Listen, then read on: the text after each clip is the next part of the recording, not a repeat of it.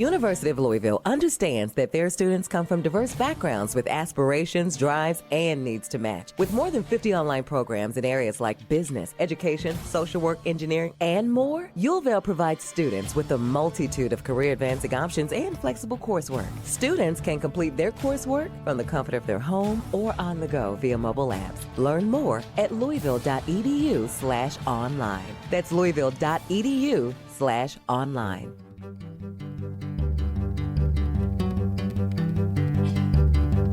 From the University of Louisville's Delphi Center for Teaching and Learning. And the University of Central Florida's Center for Distributed Learning. I'm Kelvin Thompson. And I am Tom Cavanaugh. And you are listening to Topcast, the Teaching Online podcast. Howdy, Tom. Howdy, Kelvin. You before you said, I am Kelvin Thompson, you kind of took a little pause and your eyes went off to the side. I mean, like, does he know who he is? Is he thinking? I read the script, Tom. Well, even if you didn't, you recovered well. You pulled it out. You pulled it out. I am Kelvin Thompson is what you said, and that was the right thing to say at that moment. Yeah. Talk to me about coffee, Tom. Yeah, well, I see you drinking out of your, did that say dad mug? Mm-hmm, mm-hmm. Yeah, because here we are in June, which is the month of Father's Day. We are both fathers, so happy Father's Day to you. Dads and grads, they say in the gift card aisle. Dads and grads, all right, I'll take that. Or greeting card aisle, whatever. Where they sell you cards to send greeting things. Cards. Yeah, that's right. I knew what you meant, not what you said. Thank you. Mm-hmm. Yeah, thank you. Appreciate so, that. Is there anything special in that dad mug you're drinking there? Always. There's always something special. You have a beverage you're drinking on your side there, Dr. Cavanaugh? Diet Pepsi. Is there a thematic connection to today's topic? No, it's left over from my lunch. I'm usually a Diet Coke guy, but this is what they had, and I'll any port in a storm. Okay. Caffeine delivery system. Exactly, yeah. Something like that. This is an interesting blend. We've talked before about like kind of services that will kind of curate a coffee for you. The one that I use right now is kind of all via text message. I feel very millennial or something. I get a little text message and, hey, here's a little description. Do you want this coffee? And usually I say no. But this one I said, oh, yes. It's got to be just right. The price point's got to be right. What they talk about's got to be right. And they have coffees from all over the country. And this is from a coffee roaster called Black and White Coffee Roasters in Raleigh, North Carolina. I think I've had something from there before. And it's a blend. I'm not often the blend person, but it's I think my understanding is 2 experimental coffees were brought together to make this amalgamation that they thought was good for the summertime, as a kind of a light floral taste. And they called it The Future. The Future. And I thought experimental and bringing together things and the future. And I thought, well, I've got to cue that up for today's podcast recording. All right, I'm getting it. Yeah, I think I'm picking up what you're putting down, Dr. Thompson. All right. So yeah, the future and the blend and the kind of combining of things, I think all of that shows up in what we're going to talk about today. So yeah, I think so. Cool. Do you want to share with the listening audience what it is we're talking about and why the coffee connection is so good? Well, the latter part I'll leave up to you and the listeners. But you, Tom, not long ago interviewed UCF colleague Dr. Jenny Sumner, and Dr. Sumner is currently Assistant Vice President for Academic Success Coaching within UCF's Division of Student Success and Wellbeing. Jenny has held a number of leadership roles, as I know, at UCF across administrative and academic units as diverse as the Division of Digital Learning, regional campuses, and the Department of Health Management and Informatics. Dr. Sumner is also the co-founder and executive director of the UCF Higher Education Coaching Academy. And you all were talking about, surprise, coaching. Coaching. Yeah. UCF Online coaching, but coaching in general. Yeah. And it was a great conversation. Jenny's done a tremendous job for us, and her work was so good that she got stolen from us to help the rest of the university. And we touch on that a little bit in the discussion. One caveat, if I may, Please. Jenny kind of makes reference to kind of like when we launched UCF Online in 2015, and that is true. But she's referring specifically to the launch of the current incarnation of our virtual campus, UCF Online, which was kind of a very special, unique initiative. But just for the record, UCF has been doing online learning going back into the mid-90s. So, we're approaching our 30-year anniversary of online learning here.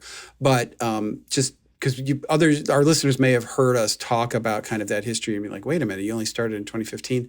The UCF Online virtual campus in its current incarnation started in 2015. Yeah. Oh, that's good. Anything else you want to say about the interview? No, just that I really appreciate Jenny's work and her insights. I think you'll get a lot out of it. Okie dokie. Well, through the modern technological marvel that is podcast time travel, here, Tom, is your interview with Dr. Jenny Sumner. Well, Jenny, thank you so much for being on Topcast. My pleasure. I'm looking forward to this conversation. Yeah, so the main thing I wanted to ask you about, among the many responsibilities that you have, but one that I think is of particular interest to our listeners, is your experience with success coaching. Mm-hmm. It's been, I think, a secret ingredient in our success for UCF Online. You kind of originated that team, and I think it's been one of the reasons why we've had the results that we've had. So I think maybe for people who aren't quite as familiar or don't have a team like this at their own institution, maybe a good place to start would be just to kind of explain what is success coaching and why is it important, especially for online students. Sure. So when we were standing up UCF Online in 2015, 2016, one of the things, Tom, and you know about this, we were adamant that we were going to work with students who were at a distance differently. One of the largest reasons that a online learner will attrit from an institution is lack of a sense of belonging. So we wanted to try to find an opportunity to work differently with our students who are learning online. And so my colleague Pam Cavanaugh and I did some investigation, and we came upon this idea, this concept of coaching, success coaching for our students, and we really weren't quite familiar with it. So after doing some research and really looking into this idea of coaching as a practice and then bringing that practice into higher education, we were intrigued, and we were thinking about how we could deploy this at scale for our students who are in UCF Online and doing online learning. So from that, we started thinking about this idea of bringing it into the campus and utilizing it to really impact how we're working with our students. So from a perspective, coaching as an industry, as a practice, have been around for decades. It has been outside of the higher education space. It's been in industry. It's executive coaching, leadership coaching, organizational coaching. It's a $1 billion industry across the globe. Coaching is. But in the early 2000s is when it started to percolate in the higher education space. And so now we're seeing coaching as a trend within higher education as a different way to work with students. So at its base, what coaching does is it's a conversation that we have with our students, and it's an intentional methodology. It's an intentional way to work with our students. So we want that student to get assigned to their coach or to get associated with their coach as quickly as possible. And then we set the intention with that student. Where are they and where do they want to go? And in those coaching sessions, we're exceedingly proactive with them. And it's not just about giving them the information, which we're really good about in higher education, just giving information to students, telling them what to do, prescribing or dictating what they have to do. Coaching helps them understand the whys behind that. Why am I doing this thing? Why am I taking this class? Why am I moving forward in this direction? Or why am I using this technology? And so we're building skill sets with our students, critical thinking skills, grit, growth mindset. We're really helping to position that student in a way that is relational versus the traditional transactional that we often see in higher education? So I think that there's been a lot of confusion. I know, like when we launched the team, with the role of the coach versus the role of the pure academic advisor. And I wonder if you could talk a little bit about the difference between the sort of the mission of the success coach versus the mission of the academic advisor. Yeah, great question. And it's typically that's the most common question that we get when we're talking about coaching. What's the difference between coaching and advising? And let me start by saying that both are needed. Both are fantastic. Both are a way to work with students. Typically speaking, however, advising often moves into a transactional role, where you're working with that student and you have to tell that student what they need to do in order to be successful. So for instance, if we're working with a student and that student needs 15 credit hours to stay on track, that's the what. All right, student, you need these 15 credit hours to stay on track. Typically speaking, that's where the conversation will end from an advising perspective. Coaching and coaching methodology then comes behind that what and start to unpack the how. So student, you need these 15 credit hours to stay on track, the what.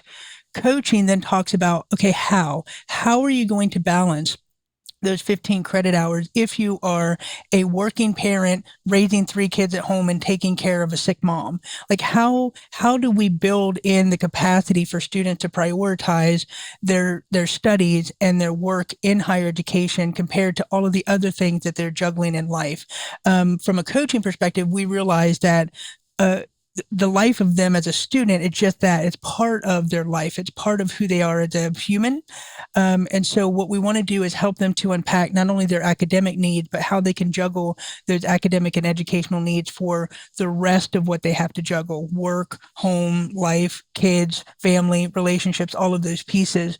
And so what we want to do from a coaching perspective is lean into advising, right? The student actually has to know what they are doing and what they need to accomplish, but then the coaching comes behind that and says, okay, how are we going to do that? How are we going to move forward on your journey to your goals and where you want to be, utilizing the now what you know that you need to do? Yeah, it feels very reductive, but sometimes when I kind of answer this question, it's like, well, a coach will help you come up with your study plan, and an academic advisor will tell you what prereq you need for the next class. You know, and I know both of them are much more than that, but that kind of boils down examples that I think helps to differentiate those roles a little bit for a lot of people. Yeah, you're right on that. And one of the things that's interesting is as I'm seeing coaching more and more in the higher education space, often what I'll do is I'll just Google, coaching in higher education, and I'll find these institutions. And often what I find is just that, Tom. They'll talk about coaching as, we will help you with your study skills. We will help you with your time management skills. We will help you with life balance. Those are the top 3 things that I typically see from a coaching center. But to your point, coaching is much more than that. I think when we think about study skills, that's the result. Learning how to study and developing study skills, that's the result of the deeper coaching conversation. But I, as a coach, I have to get to know where that student is and where that student wants to go. They may be great at study skills. They may already have that skill checked off on their box of skills. So then as a coach, I'm unpacking what else they need. Like what other skills can I help this student to build? So I think that study skills, time management skills, prioritization skills, organizational skills, all of those are the results of coaching, and you will help the student to figure out where they need to go just by having that good coaching relationship with the student. Yeah, and the proof is in the pudding, right? I mean, for sure. I mean, how many times have you or others sent me emails from students that are like, I couldn't have graduated if it wasn't for Monique or whatever. And I know that on the walls over in our coaching center, like all the emails are printed and posted up on the wall to kind of just say, Coach XYZ, really helped me out, or I couldn't have done this without them, or they kept me on track when I was rough for me, and one after another, just like student testimonials, that nobody could say it better than the students themselves. Such a great point. And that's one of the things that I want to keep in front of our coaching staff is that this is a student that we're working with. This is deeper. It's a human that we're working with. And so if you're making that impact on the lives of our students and then you're hearing back from those students, I really want to showcase that satisfaction level that the student has. But I also don't want to denigrate or be disparaging to the advising community either, because often through our training that we do from the coaching perspective, we will have advisors, and we've had a lot of them go through our training, and they'll always say, I think that I'm already doing coaching, which is great, right? I actually love to hear this. But then when we actually start to unpack what coaching is, that it's a different way of working with the student where the student is actually taking charge of the conversation. The student is the one who is empowered to lead the conversation. They are setting the agenda, they're setting the goals. The student is setting the intentions as well. And that's a very different mindset than what we typically see in higher education and support mechanisms in higher education. Typically speaking, what happens is the university or the representative of the university gets placed in that hierarchical position, right? They are the experts and the students are passive players in that relationship.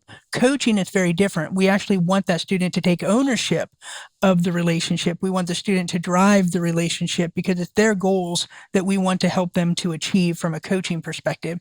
And so it's the inverse of what we traditionally speak of in higher education or think of in higher education, so that we're inverting now the power structure.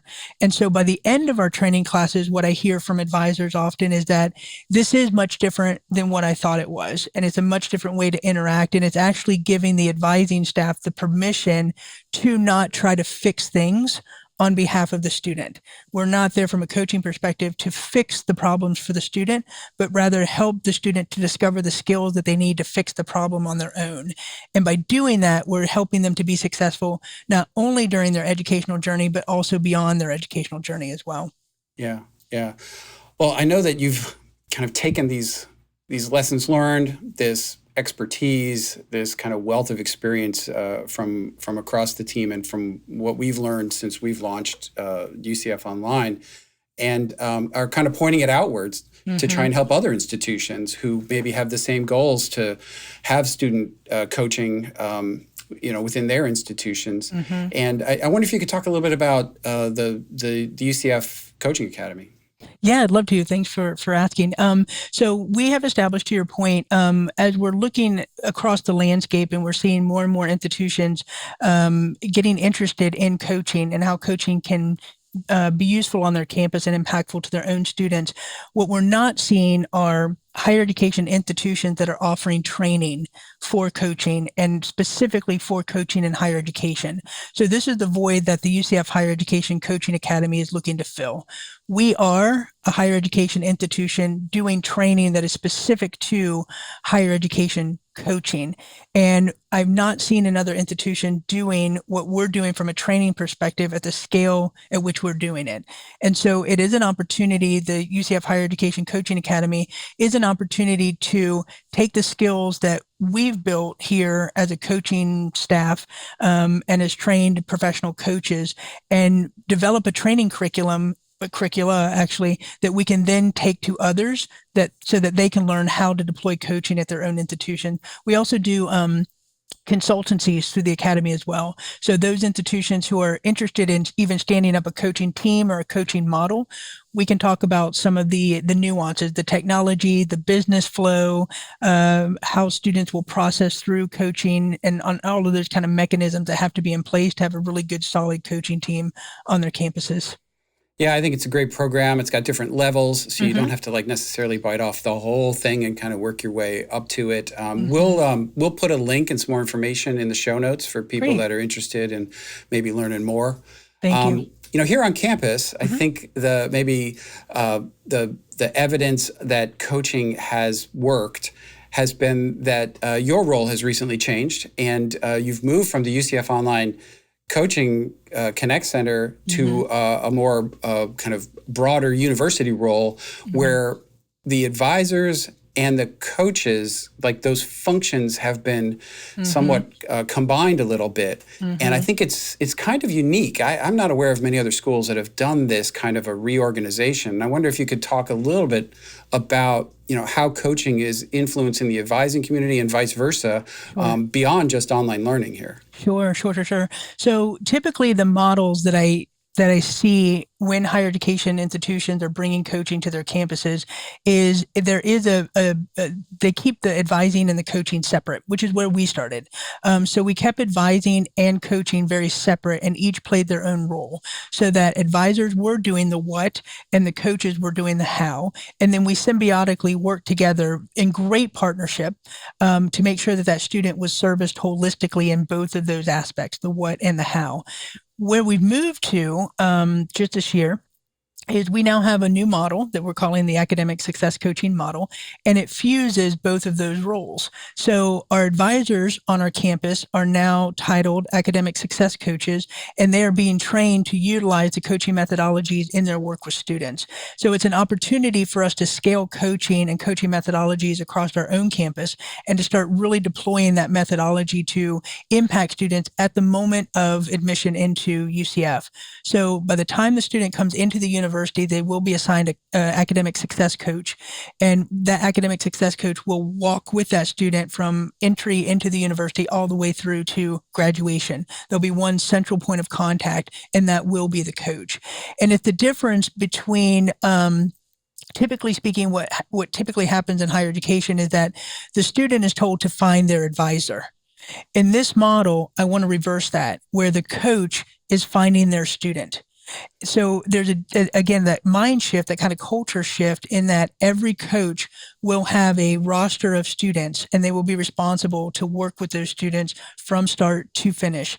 And in that, help that student to develop the skills that they need so that they're not coming to the end of their tenure at UCF and we have these surprises, right? They have assignments that they haven't met, or they want to change their major, or they need this class and didn't account for it in their plan or something like that. So with the coach being with them by their side from start to finish, we're hoping to reduce those numbers of surprises that we typically see at the end of a student's journey. So for an institution that maybe doesn't have coaching implemented, what kind of quick 30-second advice would you give to them to think about if they're going to get started? What would be the first thing they should do maybe? Yeah, I think just think about how you want to position coaching on your campus. I think that's the biggest question that institutions should be asking themselves. Is it in alignment with advising? Is it advising and coaching? Is it, like we're doing here, a fusing of both of those roles, the coaching and the advising?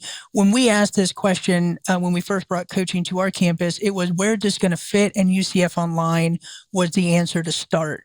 And then, as you know, Tom, we since have grown that exponentially to now where we've got coaching infused across our campus. So I think the central question that they have to ask themselves is, where do I see coaching fitting right now on my campus? And it could be small to start, to really get the evidence of how coaching impacts their students, and then they can expand that. But I think that is the primary question that they have to ask themselves: where does it fit, and what is the impact that I want to make with coaching on my campus? Well, that's great advice. Probably a good place to kind of wrap it up. Jenny, thank you so much for taking time to be on Topcast. Thank you. I appreciate the conversation, Tom.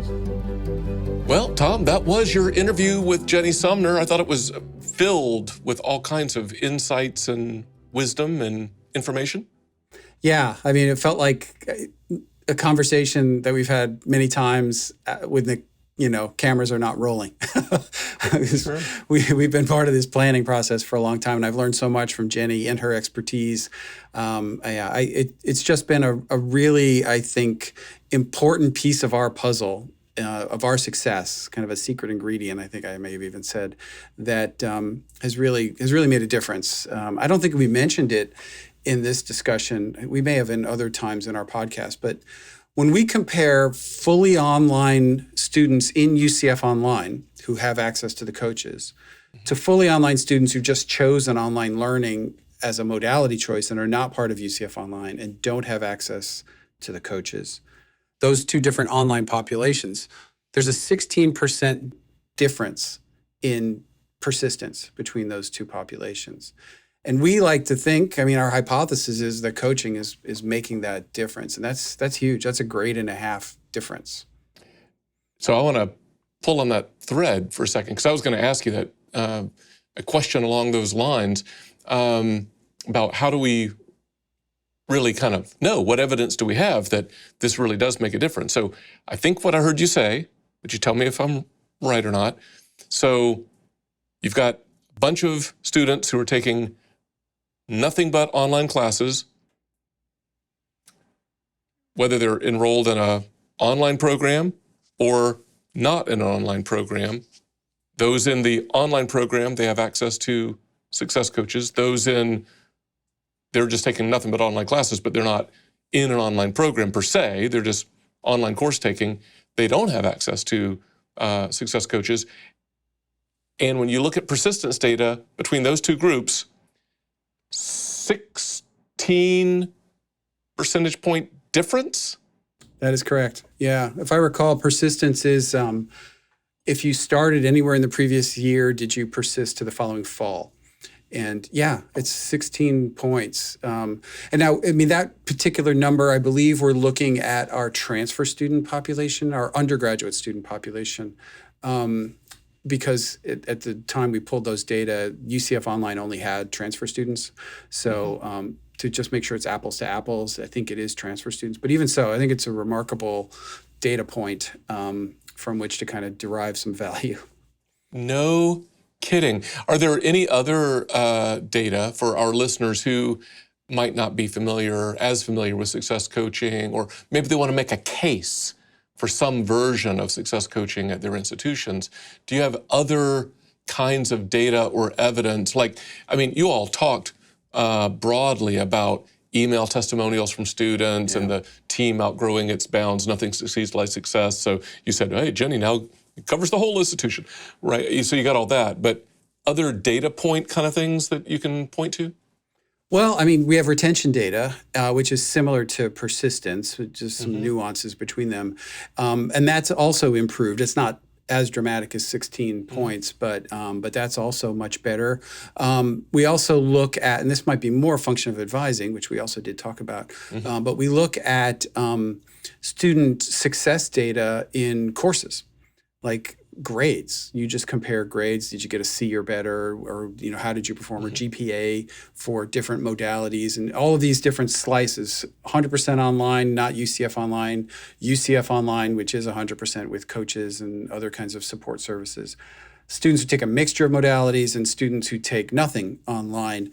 And the UCF online students generally either outperform everybody or fall just below the students who take a mixture of online and face-to-face, the blended. The blended is actually a very strong performer for a lot of students. So yeah, it's really interesting to see the outcome data. But also, I mean, you can't help but be swayed by those testimonials from those students. I get them forwarded to me all the time, and it's just, you feel like you really are making a difference, because these are the students on the margins.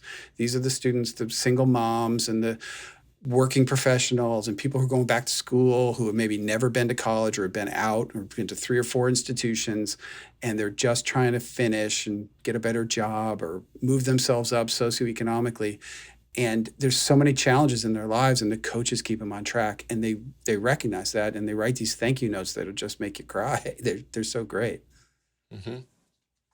Yeah, I was going to ask you to comment, and I think you maybe just did, if I hear you correctly. I was going to ask why you think that student success coaching is particularly important for online program enrolled students who have no presence really on the physical campus. But I think you just expressed that, right? I mean, yeah, I mean, we know that online students choose online learning for a reason. And it's because they don't have the time or ability or schedule flexibility to take a traditional class. And all the other reasons in their life that are putting pressure on them, that's forcing them into online learning, take time and attention and creates sort of scarcity in their lives. That the online student, the non-traditional adult learner in particular, has obstacles to succeeding in online learning. You get a flat tire, your schedule changes at work, your kid gets sick, whatever, your mom gets sick, whatever it is, and you got to take care of them. Suddenly, it's real easy to just put school on the back burner. But if you have a coach who's there checking in on you and providing resources, and hey, let me give you a warm transfer to our tutoring, or academic, whatever, what do we call it? SARC, Student Academic Resource Center, to get you study skills, or the Writing Center, or whatever it is, Veteran Services, to kind of keep you going forward. It really creates more of a safety net for these students who are kind of out there, working without a net. No, that's great. Yeah, wonderful, wonderful thing. And I imagine that you, Jenny, the Coaching Academy probably get some inquiries as a result of this episode if we have colleagues who aren't already doing a lot of success coaching. You want to try to help us head for the door? Sure. I'll say one thing about the Academy. We're getting a lot of inquiries. And it seems people seem to be recognizing the value of this. So if you're interested in the UCF Coaching Academy, reach out to us, let us know. But do it soon so we can actually get you on the list, because it's starting to fill up. We'll put stuff in the show notes. Anybody's interested, they can find you there. Absolutely. All right. So, Kelvin, coaching as an approach in higher education holds, I think, a lot of promise for putting our students and their success at the center of the enterprise. Exclusively online students in particular, but not only online students, benefit from access to a coach whose focus is their progress towards successful attainment of their educational goals, and we assume that will be graduation. Yeah, no, that's great. Now, super work, and can't wait to hear more about it later on. Well, I think the coffee's out of my mug and the time's out of my stopwatch, so I'll say this has been fun, but until next time, for Topcast, I'm Kelvin. And I'm Tom. See ya.